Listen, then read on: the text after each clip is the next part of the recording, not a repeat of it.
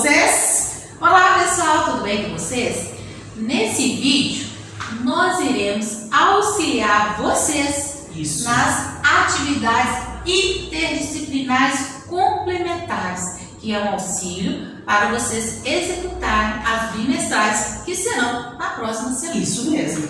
Nessa videoaula nós iremos falar sobre geografia, história e ciências, né, professora Adriana? Isso mesmo. Assim como no outro vídeo, né? Vocês tiveram um auxílio, uma orientação para resolverem as atividades complementares de língua portuguesa, matemática e redação. Assim nós faremos nesse vídeo, tá? Com essas disciplinas aqui. Iremos pedir a mesma coisa. Sim. Escolha um local adequado, arejado, silencioso e seja com todo o seu material na mão para tirar uma dúvida maior no livro, tá? E faça com cuidado, com capricho, com atenção, com o objetivo de assimilar o máximo possível do conteúdo e assim se preparar bem para as verificações e, claro, para o próximo ano, né? Então, acompanhe aí o áudio, esteja com o material na mão e boa atividade para vocês, ok? E não esqueça, pessoal, que se necessário for, faça a leitura 2 vezes, tá bom? Isso mesmo. E a mesma coisa para o vídeo. Se necessário for, pause, acelere ou assista novamente, tá bom? Então, beijo grande. Acompanhe aí, tá? Então, vamos para mais uma atividade interdisciplinar complementar, né? Vamos reforçar nossos estudos e nos preparar bem para as nossas últimas verificações. Olha que bacana, estamos chegando no final de mais um ano letivo. Este, né, um ano bem diferente dos demais, mas que não nos impediu de crescer, de evoluir, de aprender mais. Então tá na hora de mostrar aí o que vocês aprenderam, tá bom? Hoje nós iremos realizar as atividades de geografia, história e ciências, tá bom? Então, lembrando mais uma vez, essas atividades irão te ajudar, mas você precisa também se esforçar estudando no livro de vocês, no caderno, aquilo que nós já fizemos, tá bom? Então vamos começar. Lápis, borracha na mão, um lugar tranquilo, gostoso. Então vamos lá. Número 1, sobre a divisão política do Brasil, complete as frases corretamente. Estou falando de um modo geral, tá? Aí já estou falando aí de todo o nosso país, envolvendo um pouquinho de todas as 5 regiões, tá? Letra A, o Brasil está dividido em... Aí você pode colocar um número, a quantidade, tá? Essa divisão foi estabelecida pelo... Eu quero uma sigla. Existe uma sigla, tá? De uma fonte de pesquisa que contribuiu para a divisão regional aí do nosso país, é uma sigla. Letra B, o oceano que banha o nosso país é o... Pode colocar só o nome, não precisa repetir a palavra oceano não, tá? A capital do nosso país é... Então você vai me dar o nome da nossa capital, que está localizada no estado de... Então coloca o estado. Letra C, a região Nordeste possui, aí também você vai colocar número, a quantidade total de estados. Por exemplo, a região Norte possui 2, 5, não sei, né? Aí você sabe, então você vai colocar aí o número, tá? Referente à quantidade total de estados. A mesma coisa no restante aí da questão. A região Norte, tantos... A região Sudeste, tantos, a região Centro-Oeste, tantos, e o Sul possui tantos, totalizando, né, aí de uma forma geral aí o país, tantos estados e o Distrito Federal. Veja que eu coloquei e um Distrito Federal, então, por favor, não inclua na contagem de estados. Estou sempre lembrando isso para vocês, tá? Número 2, observe a numeração do mapa, escreva ao lado o nome das respectivas regiões. É bem simples esse aí, tá? Número 1, olha lá. Esse espaço geográfico aí representa qual região brasileira? Coloca lá para mim, número 1, região tal, tá? Coloca o nome aí de acordo com o número lá do mapa. Número 3, associe corretamente. Nós temos letra A para a região sudeste, se eu estiver falando da região sudeste. Letra B, se nós estamos falando da região norte. Letra C, região sul. Letra D, região centro-oeste. E letra E, região nordeste. Então, leia, tá? Aí a frase e veja qual das letras vocês vão colocar de acordo com a informação aí da região. Exemplo, só a primeira que eu vou fazer a leitura para vocês. Região que tem grande parte de sua paisagem marcada por um clima seco. Vou até aprofundar um pouquinho mais, o semiárido, que é um clima seco, né?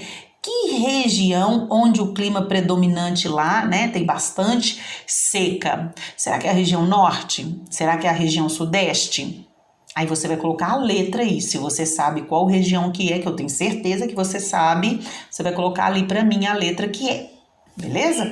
Isso para todos aí. Claro que pode repetir ou às vezes não incluir uma delas, tá? Não tá aí às vezes fica perdido aí porque acha que tá associada à quantidade certinha. Muito bem, agora um pouquinho do tema do quarto bimestre, que foi sul e região centro-oeste, tá? Observe o mapa abaixo e nele pinte somente a parte do mapa que representa a região centro-oeste. Ó, então nós vamos ali primeiro pro mapa. Aí lá você vai colorir, não falo a cor, tá? Então você pode escolher qualquer cor, mas você vai colorir apenas a parte, tá? O espaço geográfico que representa aí a região centro-oeste. Depois, ao lado, nesse quadro aí, nessa tabela, vocês vão colocar para mim os estados, as suas siglas e suas capitais, tá bom? Número 5, aí falando um pouco da vegetação da região centro-oeste, que um dos mais bonitos aí do Brasil, né? Pantanal. O Pantanal é um dos ecossistemas mais ricos do Brasil. Ele é um tipo de bioma que se caracteriza por ser uma das maiores planícies inundáveis do planeta, marca alternativa que corresponde aos estados brasileiros que possuem esse bioma. Ela é tão grande que ela abrange 2 estados, um pouco de 2 estados, tá? Quais estados que são? Lembrando, região centro-oeste às vezes pode até pegar um outro, mas não sei, presta atenção, tá? Leia o texto abaixo e saiba um pouco mais sobre Brasília. Nós falamos nisso, né, nas nossas aulas, sobre a cidade de Brasília, foi construída para ser a capital do país. Olha só, te dando uma dica aí. Então, ela foi planejada, não foi uma cidade que iniciou de um pequeno povoado e foi evoluindo, foi crescendo até chegar a uma grande cidade, não, tá? Então, leia o texto com bastante atenção, porque nele tem informações que vocês irão usar para responder as perguntas que eu coloco aí abaixo, tá? Todas as perguntas estão no texto, então leia o texto para que você possa responder corretamente, tá bom? Não vou fazer a leitura do texto, é um texto pequeno, essa leitura deve ser feita para vocês, tá? Por vocês, quer dizer. Então, vamos para número 7. Na número 7, eu estou pedindo que vocês marquem verdadeiro ou falso, né? Com a letrinha F ou V. Então, leia a pergunta, veja se ela realmente fala corretamente das características dessa região, seja humana, econômica, natural, e coloque o seu V ou F. Número 8, sobre o sul, falando um pouquinho do sul aí. É correto afirmar que, se for correto, marque um X. Se não for, deixe em branco. Presta atenção. Muitas de vocês, às vezes, vê o parêntese, imagine que é para colocar V ou F. Ou quando é V ou F, vocês colocam marca X. Mostra mais uma vez que vocês leram o enunciado. Eu tenho lido o enunciado aqui, mas isso não significa que você também não deva fazer a leitura. Você também deve fazer a leitura do seu enunciado. É a sua leitura, tá bom? Que vai reforçar o seu entendimento e tirar uma possível dúvida. Então, aquilo que é certo, você vai marcar um X. O que não for, deixa em branco. Beleza? Mesma coisa que eu falei das outras. Volta lá no início, vê se não deixou nada em branco, vê se não colocou nada errado. Presta atenção nos erros ortográficos também, sempre, em qualquer lugar, para qualquer coisa, tá? Escrevam corretamente. E aí nós vamos para a história. Vamos falar um pouquinho da história do Brasil aí, desde o período imperial até o período que nós estamos, que é Brasil República. Número 1, a história do Brasil está dividida em 3 períodos, tá? Um deles foi o período imperial. Sobre essa época, responda. Letra A, quantos? Quantidade, número. E quais foram os imperadores do Brasil? Então, coloca a quantidade e o nome. Que imperador governou o Brasil cerca de 50 anos, tá? Quase 50 anos. Quem foi ele? Letra C. Quantos anos ele tinha quando começou a governar? Presta atenção, né? Quando ele herdou o trono não. Foi quando ele começou a governar. Letra D. Qual foi o motivo que levou esse imperador, tá? Esse que eu estou me referindo à letra C, esse que governou aí por quase 50 anos. A deixar de governar nosso país? O que levou ele a deixar de governar o país? Será que ele decidiu, não quero mais, vou voltar para Portugal, estou cansado? Será que foi isso? Não. A história do país, né, a história do Brasil não nos conta dessa forma. Número 2, marque com um X a opção certa. Quem é que proclamou a República? Letra B, esse dia aconteceu. A partir dessa data, então, quem proclamou a República, então, né, o Brasil deixou de ser, presta atenção, não vai marcar o que é.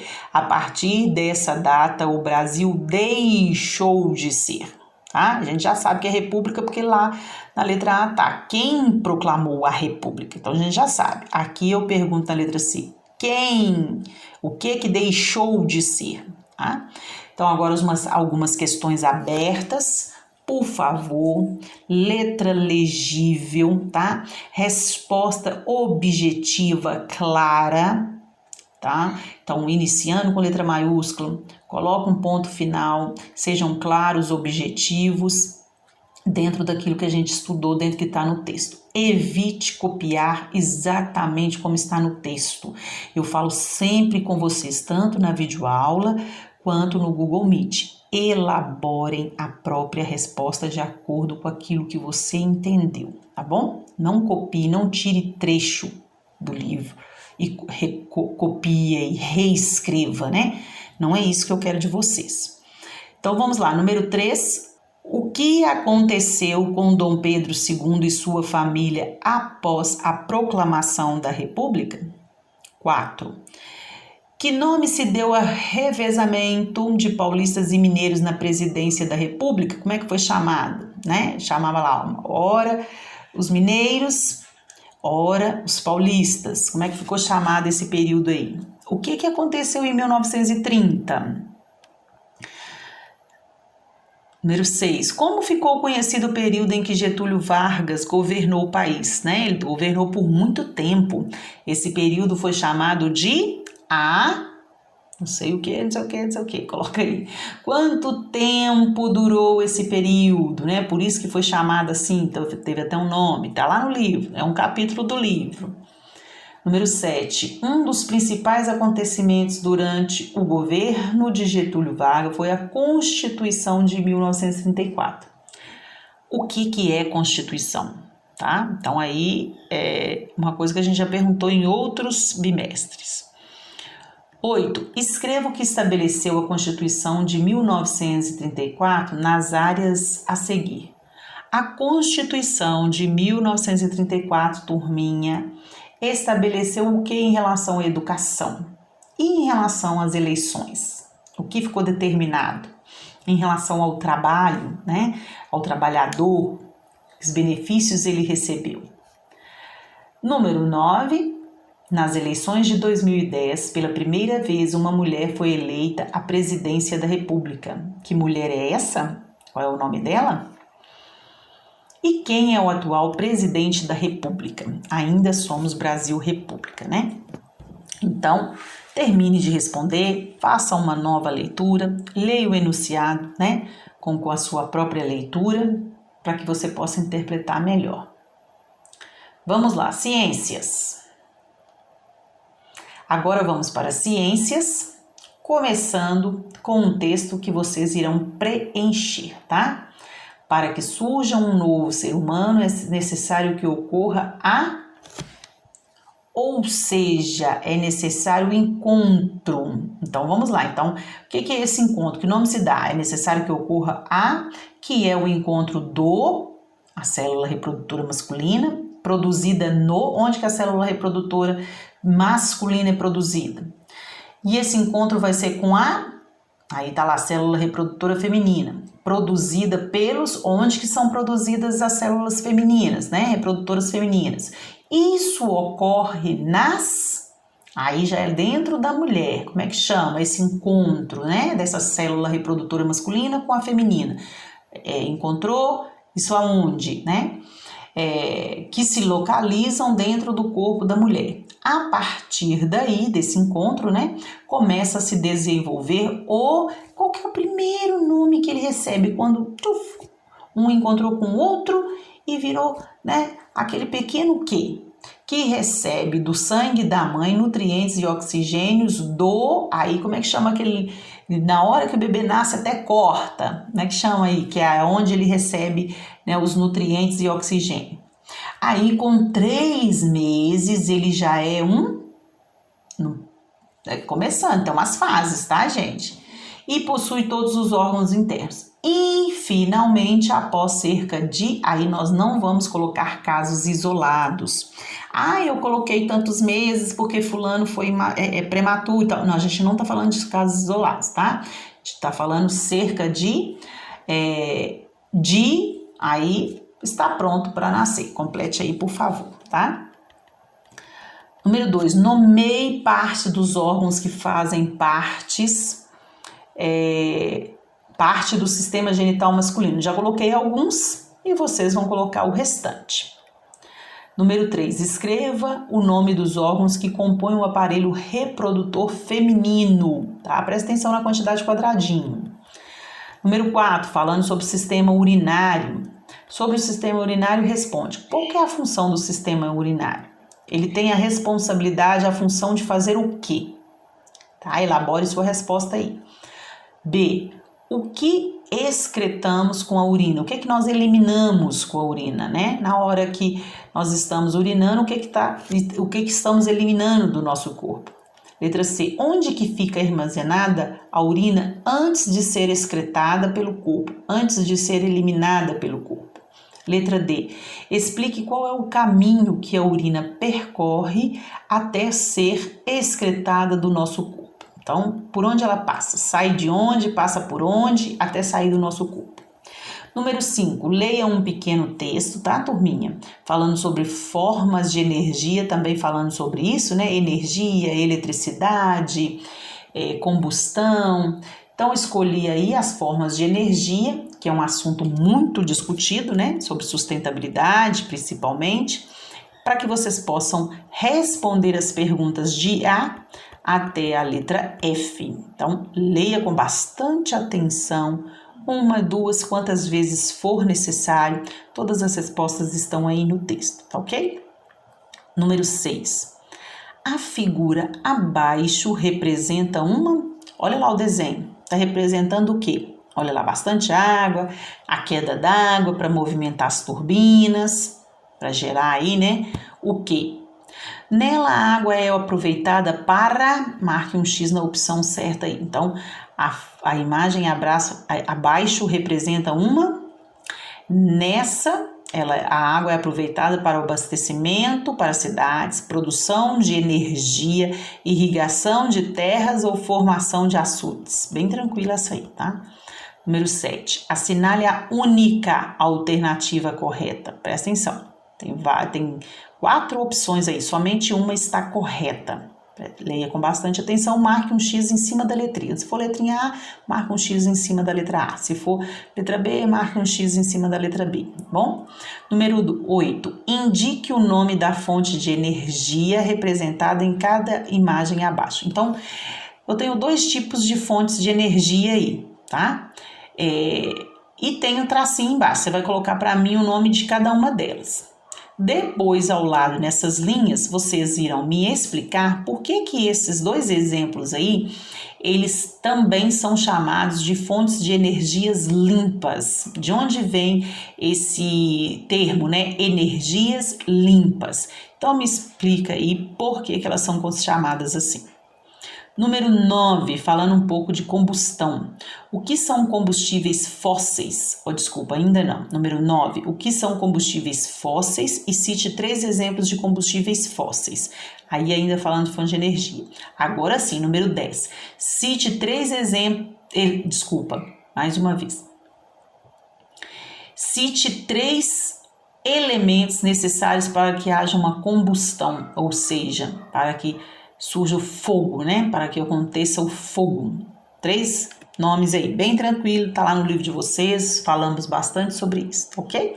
E aí depois vocês irão fazer aquela análise, ver se respondeu tudo, ver se tá tudo certo, se não tem nada errado, para que você possa, além de aprender mais, claro, né, entregar uma atividade muito bem feita, com total segurança de que, além de que você aprendeu, você ainda vai tirar aí uma boa nota aí na sua verificação, porque você se preparou bem, tá bom? Então, espero que eu tenha ajudado. Um beijo para vocês. Fiquem com Deus.